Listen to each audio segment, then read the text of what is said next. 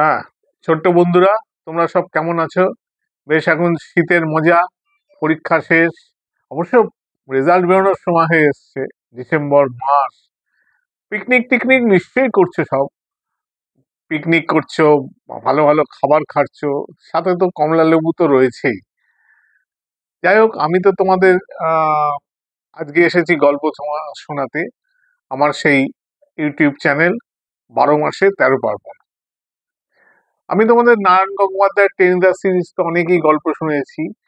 টেনিদা ছাড়াও অন্যান্য গল্পও শুনেছি যেখানে টেনিদা নেই কিন্তু প্যালারাম আছে। তা আজকে আমি সেই রকম একটা গল্প শুনবো যেখানে টেনিদা নেই, প্যালারাম আছে। অবশ্যই প্যালারামের জবানিতেই গল্পটা। তাই গল্পটার নাম থলে রহস্য, লেখক নারায়ণ গঙ্গোপাধ্যায়। আমি অসিত লাহিড়ী, তোমাদের গল্পদাতা।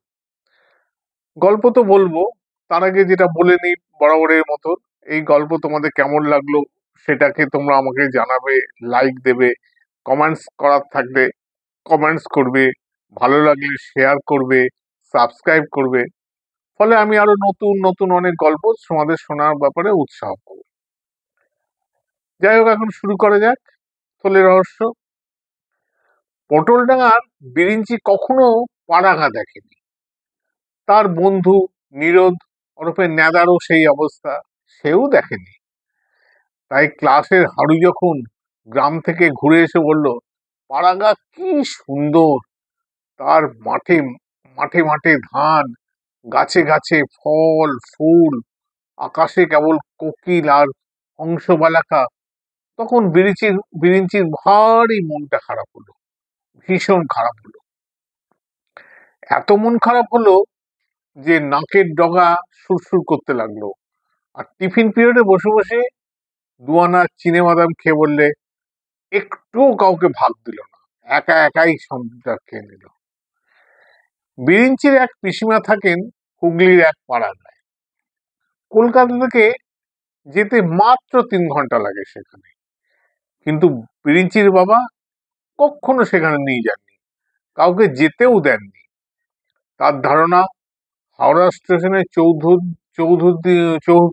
চৌহুদ্দি পেরোলেই ঝাঁকে ঝাঁকে মশা মাছি জীবাণু এসে আক্রমণ করবে। তারপর তো লেগেই রয়েছে কালা জ্বর, ডেঙ্গু জ্বর, ম্যালেরিয়া, প্লেগ, এরকম একটার পর একটা বাত টাকপড়া এসব চেপে ধরবে। পাড়াগাঁ, ওরে বাস, সাক্ষাৎ জমপুরি, তার বাবার ধারণা। বলে বিরিঞ্চির বাবা টপাত করে একটা প্যালড্রিন খেয়ে বলবেন, পাড়াগাঁ যাওয়ার আগেই, মানে ওষুধের যা অসুখ হওয়ার আগেই ওষুধ খেয়ে নেন। কিন্তু এই যাত্রা বিরিঞ্চিকে তিনি আর ঠেকাতে পারলেন না। বিরিঞ্চি আসছে মানে স্কুল ফাইনাল দেবে, সে যথেষ্ট বড় হয়েছে।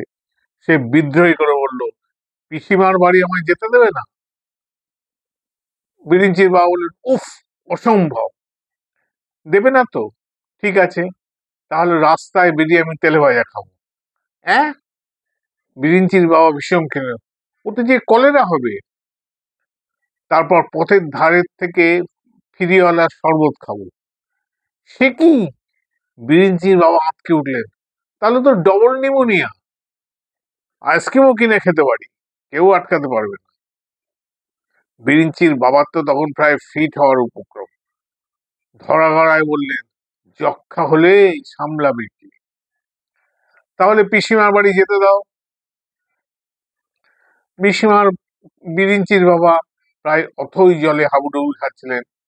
এমন সময় বিরিঞ্চির মা সেখানে এসে হাজির। তিনি স্বামীকে একটা ধমক দিয়ে বললেন, তোমার হয় মাথা খারাপ হয়েছে, নইলে পাগল হয়েছে, তাহলে ছেলেটাকেও পাগল করে দেবে নাকি? যা বিরু, তোর তো এখন ছুটি আছে, দিন কয়েক ঘুরে আয় পিসির বাড়ি থেকে, ঠাকুরজি কত খুশি হবে। এইসব বলে মিটিয়ে বিরিঞ্চির মা ঝিকে নিয়ে বকতে লাগলেন। কারণ কি, ঝি দুটো কাঁচের গ্লাসও ভেঙে ফেলেছে এই ফাঁকে। ঝিয়ের বকাবকি শুনতে শুনতে বিরিঞ্চি ভাবছে, যাক, তাহলে একটা ফয়সালা কিছু হলো। বিরিঞ্চি বাবার ভুঁড়ি কাঁপিয়ে সাইক্লোনের মধ্যে একটা বিশাল নিঃশ্বাস ফেললেন, দীর্ঘশ্বাস যাকে বলে। চি চি করে বললেন, তবে যা, ঘুরে আয়, কিন্তু যাওয়ার সময় এক বাক্স ওষুধ দিয়ে দেবো। ক্লোরোডাইন, প্যালুড্রিন, চ্যবনপ্রাশ, সিনা 30, বেলেডোনা 200 আর ভাস্কর লবণ। সব চার্ট করে দেবো, দরকার পড়লেই খেয়ে নিবি। ও হ্যাঁ, সঙ্গে বেঞ্জিন আর তুলোও নিয়ে নিবি। বিরিঞ্চি বলল, মেডিকেল কলেজটা সঙ্গে দিয়ে দিও, তাহলে আর কোনো ভাবনাই থাকে না। কিন্তু বাবাকে সে কথা কি আর বলা যায়? তাও আপাতত পারমিশন পাওয়ার অনুযায়ী সে লাফাতে চাপাতে তার বন্ধু নেদাকে দিয়ে খবরটা বলল। ট্রেন থেকে নেমে দেখা গেল পিসমশাই আসেননি। এই রে, তাহলে কোন দিকে যাব?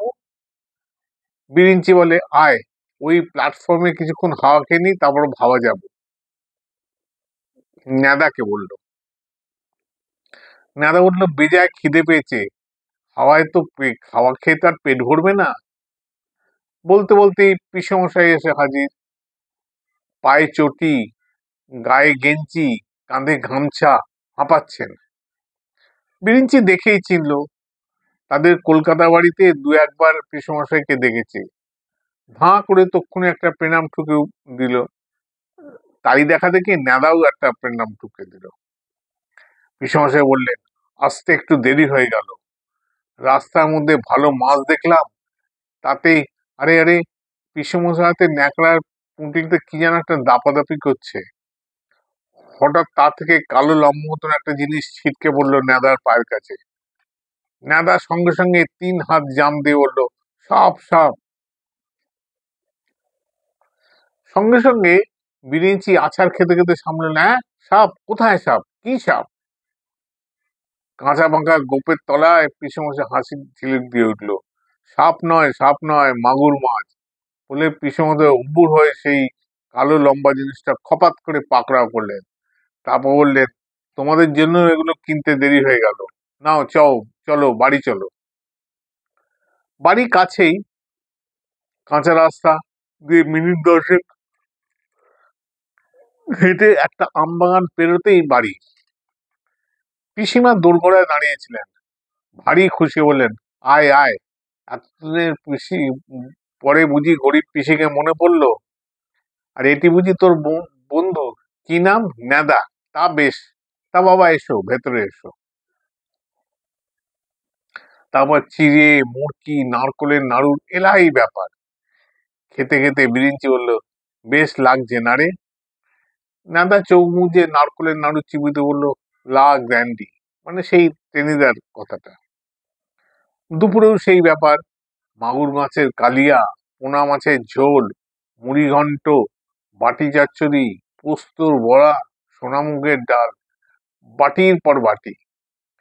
নেদা বলল, আমাদের পাড়া গায়ে ছেড়ে চলে যেতে ইচ্ছে করছে না রে, মনে হচ্ছে এখানেই থেকে যাই চিরকাল। বিরিঞ্চি শুরুত করে মুড়োঘণ্টের একটা কাঁটা চুষে নিয়ে আবেগ গড়া বলছে, যা বলেছিস। নেদা হাত চাটতে চাটতে বলল, আচ্ছা, পাড়াগাঁয়ে এমন পিসিমা থাকতে লোকে পুইডা আর কুচো চচ্চড়ি খাওয়ার জন্য কলকাতায় কেন পড়ে থাকে রে, বলতে পারিস? মাগুর মাছের কালুগিয়াটাকে প্রবল আক্রমণ করতে বেরিয়ে চলল, গোমুখ্য তো, তাই তাই কলকাতায় পড়ে থাকে। এরকম খাওয়া দাওয়া কি কলকাতায় জোটে? এগুলো গ্রামে গঞ্জেই পাওয়া যায়। খাওয়ার পর দুজনে একেবারে অজগর, মানে আর কি, আর নড়াচড়ার কোনো উপায় নেই। অজগর সাপ যখন খেয়ে আর নড়তে চড়তে পারে না, শুনে মানে হরিণ টরিণ গেলে অজগরের যে দশা হয় আর কি, নড়াচড়াই মুশকিল হয়ে যায়। পিসিমা আজকাল দোতলা একটা বারান্দায় শীতল পাটি বিছিয়ে দিল, বললেন, এখানে একটু গড়িয়ে নাও। ঘরে গরম, ঘরে গরমে ঘরে গরম লাগবে, দিব্যি হাওয়া আছে এখানটায়। তা হাওয়াই বটে, শরীর যেন জুড়িয়ে গেল। তার বাবা ঝিরঝির করে গাছের পাতা নড়ছে, তাতে পাখি বসে আছে, গান গাইছে। নেদা বলল, ওটা কি গাছ রে? বিরিঞ্চি অনেক ভেবে চিনতে পাড়া গায়ের সব ভালো ভালো ভালো গাছ থাকে। খুব সম্ভবত ওটা তমাল গাছ, কিংশুকও হতে পারে। নেদা আরো কয়েকটা ভেবে বললো কুরুবকও হতে পারে। আচ্ছা, শালমলি না তো? না, শালমলি না বোধহয়। তাহলে তো ফুলের মালা দিয়েই কাটা যেত।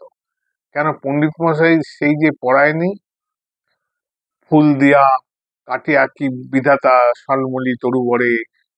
শালমলি গাছ নিশ্চয়ই খুব রোগা আর ছোট হবে। দাদা বললো তা ঠিক, তাহলে ওটা তমাল কিংবা কুরুবক। কিংশুকটা শুনতে আরো ভালো। তো ওটা যে পাখি বসে আছে দেখেছিস, ওটা কি পাখি বলতো? বিরিঞ্চি হলো পাখিটা কিন্তু দেখতে বেশ, দোয়েল, শ্যামা, পাপিয়া বা অন্য কিছু একটা হবে। নীলকণ্ঠও হতে পারে, অসম্ভব কিছুই না। নাদা বলল নীলকণ্ঠ নামটা বেশ জুৎসই। বাহ কি সুন্দর! আমার ভাই কবিতা লিখতে ইচ্ছে করছে। ওই যে কিংশুক গাছের বৃক্ষের শাখায় বসে আছে নীলকণ্ঠ বিহঙ্গ, সেই কবিতার মতন সে বলে গেল। আমি মিলিয়ে দিচ্ছি, দাঁড়া, বলে বিরিঞ্চি বলল। দেখে মোর মনে নাচিতেছে পুলক তরঙ্গ, সে কবিতার লাইন মিলিয়ে দিল। হঠাৎ পিসমশায় হাসিতে ওরা চমকে উঠল। হুঁকো হাতে এখন তিনি এখানে এসে হাজির। কিংসুক বটে, পিসমশায় হুঁকে হাঁকতে বললেন। ওই গাছের নাম হচ্ছে ঘোড়া নীল, আর ওটা ওই যে পাখিটা দেখছো, ওটার নাম নীলকণ্ঠ নয়, ওটার নাম হাঁড়ি চেঁচা। ব্যাং আর কেঁচো ধরে খায়। দূর তোর, কবিতাটা মাঠে মারা গেল। ভারী বেজার হলো মনটা। নাদা ভীষণ বেজার হয়ে গেল। বিরিঞ্চিরও মনটা খুব খারাপ হয়ে গেল। খানিকক্ষণ কুড়ুক কুড়ুক করে হুঁকো টেনে পিসমশাই এলোমেলো গল্প জুড়ে দিলেন। ধান চালের দর, গায়ের গোমরক, কলকাতায় খাঁটি দুধ পাওয়া যায় কিনা, রাইটার্স বিল্ডিং এর নতুন বাড়িটা কি প্রকাণ্ড। কিন্তু ওদের তখন বিরক্ত হয়ে গেছে। দুজনে হু হু করতে করতে কোন ফাঁকে টুক করে ঘুমিয়ে পড়লো। পিসমশাই টেরও পাননি, তিনি বকেই চলেছেন। বিকেলে লুচি হালুয়া চা খেয়ে দুজনে বেড়াতে বেরোলো। পাড়াগাঁয়ের রাস্তা, মাঝে মাঝে দু একখানা বাড়ি, তাছাড়া গাছ গাছড়া, পুকুর ঝোপঝাড়, বেশ লাগছিল। হঠাৎ দেখা গেল জঙ্গলের এক জায়গায় একটা লোক কি যেন খুঁড়ছে কোদাল দিয়ে, একেবারে নিবিষ্ট মনে। বিরিঞ্চি ফিস ফিস করে নাদাকে বলল, গুপ্তধন খুঁজছে? কি ব্যাপার বলতো, মনে হচ্ছে গুপ্তধনই খুঁজছে, কে জানে। নাদা বলল অসম্ভব নয়। অসম্ভব কি আছে, পাড়াগাঁয়ের তো এখানে সেখানে ঘোড়া ঘোড়া মোহর লুকিয়ে থাকে শুনেছি। গাছের আড়ালে দাঁড়িয়ে বিরিঞ্চি আর নেদা দেখতে লাগলো। হিস্য হিস্য করে লোকটা হেই ও করে মাটি কেটে যাচ্ছে, টপটপিয়ে ঘাম ঝরছে গা দিয়ে। খানিক পরেই কি যেন তুললো আঁক পাঁক করে, বেশ পেল্লায় ভারী একটা জিনিস। কি ওটা? নেদা ফিস ফিস করে বলল। বোধহয় মোহরের ঘোড়া বলি। উত্তেজিত হয়ে বিরিঞ্চি গলা বাড়িয়ে বাড়িয়ে দেখতে গেছে। অমনি শুকনো পাতায় খচর মচর আওয়াজ পেয়ে লোকটা ফিরে তাকালো এবং ওদের দিকে দেখতে পেল। এক মুখ দাঁত বের করে হেসে উঠল, কি দেখছো খোকারা? বিরিঞ্চি তখন আর কৌতূহল সামলাতে বলল না, বললো মাটির থেকে ওটা কি তুললে তুমি, গুপ্তধন নাকি? লোকটা হি হি করে হেসে, হ্যাঁ হ্যাঁ গুপ্তধনই বটে, জব্বর একখানা। দেবো নাকি একটুখানি কেটে? নিয়ে যাও, তোফা ডালনা খাবে। ধূর্তরি, ডালনার নিকুচি করতে গুপ্তধনের বাবার বদলে কিনা শেষকালে একখানা ওল। ছ্যা ছ্যা ছ্যা ছ্যা। বিরিঞ্চি বলল, নেদা চল যাই এখান থেকে। দুজনে হন হন করে এগিয়ে যেতে শুনলো। লোকটা পেছন থেকে খিক খিক করে হাসছে। আরো খানিকটা এগিয়ে একটা পুরনো পুরনো বাড়ি, পোড়া বাড়ি যাকে বলে। দরজা জানলা কোথাও কিছু নেই, ভেতরে জনমানব আছে বলে দেখে মনে হচ্ছে না। সেই গুপ্তধনের কথাটা বিরিঞ্চিকে পেয়ে বসেছে। এই বাড়িটা দেখে তার কেমন যেন একটা সন্দেহ হলো। হঠাৎ মনে হলো, এমনি পুরো বাড়িতে তো গুপ্তধন থাকে, কে জানে, হয়তো এই বাড়িতেও আছে। বিরিঞ্চি দাঁড়িয়ে পড়লো। নাদা, কি রে, এই বাড়িতে নিশ্চয়ই গুপ্তধন আছে। শুনে নাদার খুব রোমাঞ্চ হলো। বললো, সত্যি? কি করে জানলি? আমার মনে হলো বাড়িটার কেন একটা রহস্যজনক চেহারা দেখছিস। পাড়াগাঁয়ের সব বাড়িতেই মোহরের ঘোড়া লুকিয়ে থাকে, যাবি নাকি খুঁজতে? নেদার কান কুটকুট করতে লাগলো। রোমাঞ্চ হলেই তার কান চুলকোয়।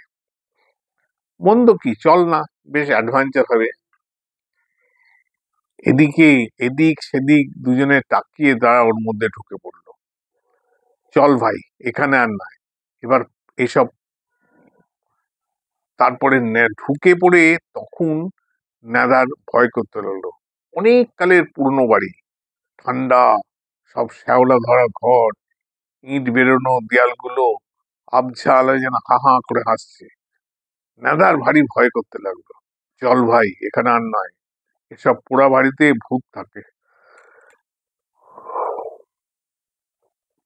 ভূত? বিরিঞ্চি ভুকুটিকে উঠলে, এ যুগের ছেলে তুই ভূতে বিশ্বাস করিস? নানা বললো, ইয়ে মানে ঠিক ভূত নয়, তবে সাপ টাপ তো থাকতে পারে। বিরিঞ্চি, সাপ যে দু একটা থাকতে পারে না তা নয়, তবে সাপ না থাকলে আর অ্যাডভেঞ্চার কিসের। হ্যাঁ, দেখিস, এদিক ওদিক ঘরটা একটু খুঁজেই দেখা যায়। মনে কর ফস করে একটা সুড়ঙ্গ পেয়ে গেলাম। বলতে বলতেই নেদা হঠাৎ বিরিঞ্চির কাঁধে জোর একটা থাবড়া দিল। বিরিঞ্চি আঁতকে উঠলে, ওখানে ওগুলো কি রে? কোথায়? ওই ছাদের গায়ে ৫-৭টা থলে ঝুলছে না? হ্যাঁ, তাই তো, তাই তো, থলেই তো, আবছা অন্ধকারে পরিষ্কার দেখা যাচ্ছে। বিরিঞ্চি কাঁপতে কাঁপতে বললো, নেদারে, পেয়ে গেলাম। কি পেলি? গুপ্তধন। ওগুলো মোহরের থলে, বুঝতে পারছিস না? নেদার তখন আনন্দে গলা ধরে উঠেছে।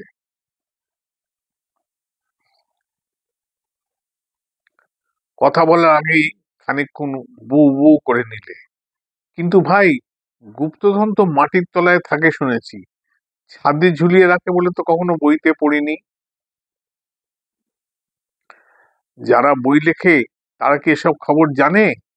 চোখের সামনেই তো দেখছিস, কেউ কেউ গুপ্তধনের থলে তো করে ছাদেও ঝুলিয়ে রাখে। এখন কি করা যায় বলতো? নাদা কথাই বলতে পারছিল না, উত্তেজনায় সে একদম, মানে কথাবার্তা তার বন্ধ হয়ে গেছে। যে কি আর করা যাবে, আয় এক্ষুনি ওগুলো চটপট পেরে ফেলি। গুপ্তধন থাকলে কি আর এগুলো দেখে কি আর দেরি করা যায়, নাকি দেরি করতে আছে? হয়তো কাল আরো কারোর চোখে চোখে পড়ে যাবে, ব্যাস, তখনই গেল। নাদা বললো, তা ঠিক, কিন্তু ঘরটাতে ভারী বিচ্ছিরি গন্ধ, আর পায়ের নিচে কি সব ময়লা চটচট করছে। বিরিঞ্চি বললে, রেখে দে তো তোর গন্ধ, গুপ্তধন যেখানে থাকে সেখানে ওরকম ময়দার গন্ধ থাকে, ওতে কি ঘাবড়ালে চলে? নে, এখন কাজে লেগে যা। নাদা বললো, আমি? বিরিঞ্চি বলল, হ্যাঁ তুই। একখানা ঘুড়ির জন্য তুই পাড়ায় এহানো এই বাড়ির ছাদ সে বাড়ির ছাদ উঠিস না, আর গুপ্তধনের জন্য ইটে পা দিয়ে এই ছাদে উঠতে পারবি না? এই দরজার এখান থেকে একটা পা দিয়ে সোজা উপরে উঠে যা। বলতে বলতে বিরিঞ্চির মাথায় কালো কি যেন খানিকটা পড়লো। ইস, কি যাচ্ছে তাই! বিরিঞ্চি রুমাল দিয়ে মাথা গুলছে, না, আর দাঁড়ানো যাচ্ছে না, কি মোটকা গন্ধ! এই না দা, উঠে পড় না। আরে থলেটা তো কম করে ১,০০০ মোট তো হবেই নির্ঘাত, হিরে টিরেও তো থাকতে পারে, আধা আধি ভাগ করে নেবো, ওভারনাইট বড়লোক, বুঝলি না?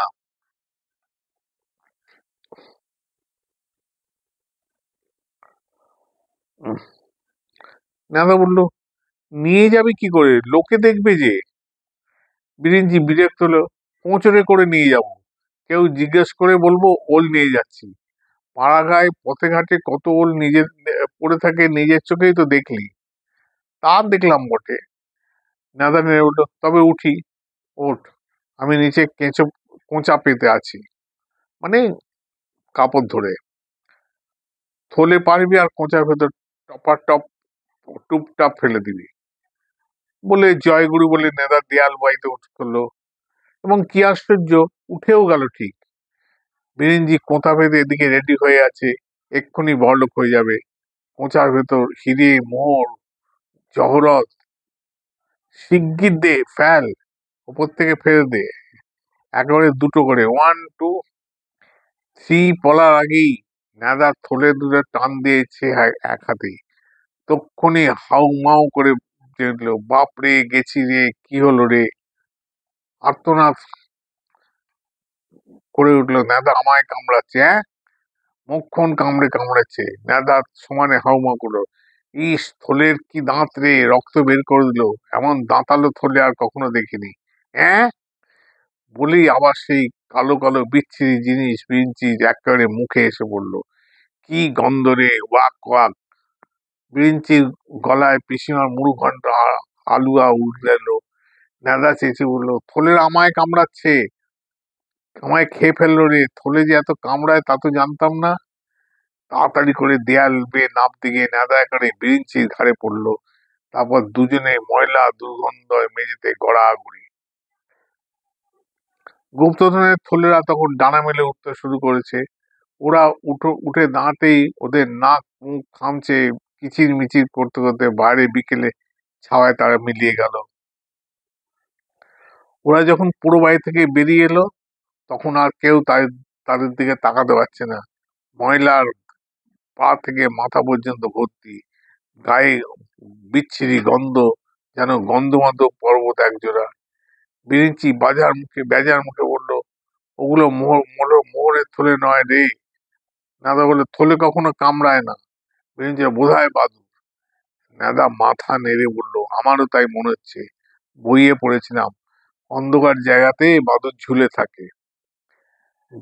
গায়ের খুশবু ছড়িয়ে দুজনে কিছুক্ষণ চুপচাপ হেঁটে চললো। চারদিকে গন্ধ, বিচ্ছিরি গন্ধ মো করছে। গিয়েই সাবান দিয়ে স্নান করতে হবে, তাতেও গন্ধ ছাড়লে হয়। বিরিঞ্চি খানিক ছাড়ে বললো, পাড়া পোকা, একদম বাজে জায়গা রে। নেদা বললো, ঠিক চল, ঠিক ঠিক চল না, কালই কলকাতায় পালাই। আমার হাতে কি আর জোর কামড় দিয়েছে, ওহ, রক্ত পড়ছেও। আমারও নাকে কামড়ে দিয়েছে রে, ভীষণ জ্বালা করছে। বাবার ওষুধের বাক্সটা এবার সত্যিই কাজে লাগবে। বিরিঞ্চি তখন বুক ভাগা আর্তনাদ করে উঠলো, হা, কি কুক্ষণেই যে ওখানে ঢুকেছিলাম, এখন হাড়ে হাড়ে টের পাচ্ছি। তা বন্ধুরা, গল্প তো শুনলে। তোমাদের এই নারায়ণ গঙ্গোপাধ্যায়ের এই গল্পটা, থলের রহস্য। তা এবার পরে আবার আর একটা গল্প শুনবো। আপাতত রাখছি। তোমরা সবাই ভালো থেকো। আর আমার কেমন লাগলো জানাবে। আমার এই চ্যানেলকে, এই 12 মাসে 13 এই চ্যানেলকে সাবস্ক্রাইব করবে, কমেন্টস লিখবে, গল্পটা শেয়ার করবে। টাটা।